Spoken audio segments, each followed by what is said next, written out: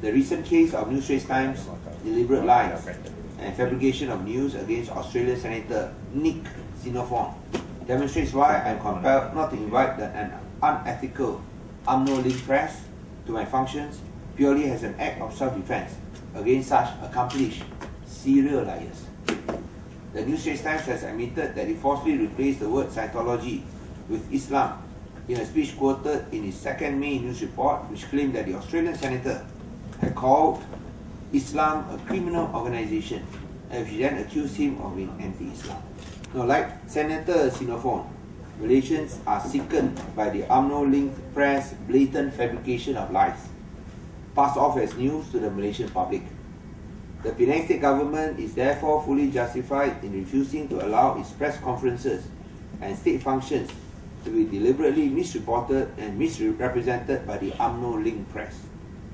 Although we believe in freedom of the press, the refusal of UMNO-linked media to abide by the basic ethics of truthful journalism and the refusal to give me the right of reply to correct false news leaves me without any choice but to act in self-defense by declining any news coverage from the UMNO-owned newspapers.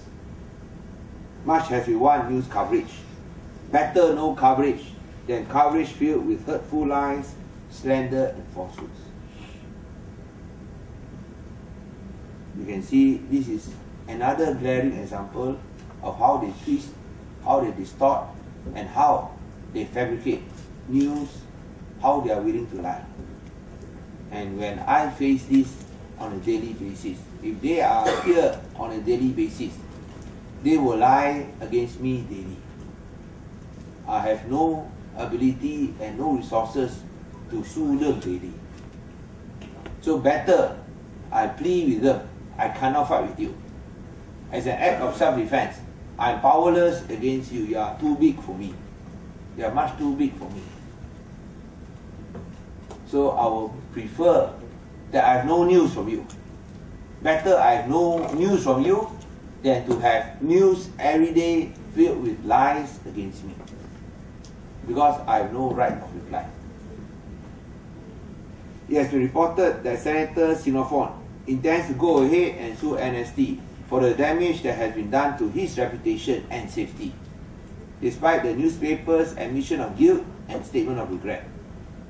Now, in the case of a false news report carried by New Sunday Times, Mingguan Malaysia and Berita Minggu on 2nd October, which was defamatory of me, Datuk Muhammad Asman Yahya, and Datuk Sri Kalimullah Hassan, I have not received a single word of apology or of clarification.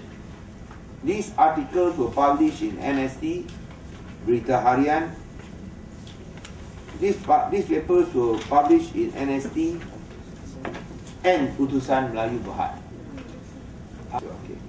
These articles published in the UMNO-linked press carried Perkasa's allegation that I, together with Dato' Asman and Dato' Sri Kalimullah, had attended a dinner with senior Singapore PAP leaders at which Malaysia national secrets were allegedly discussed. No attempt was made by these newspapers to clarify the allegation by contacting the parties alleged to have been involved.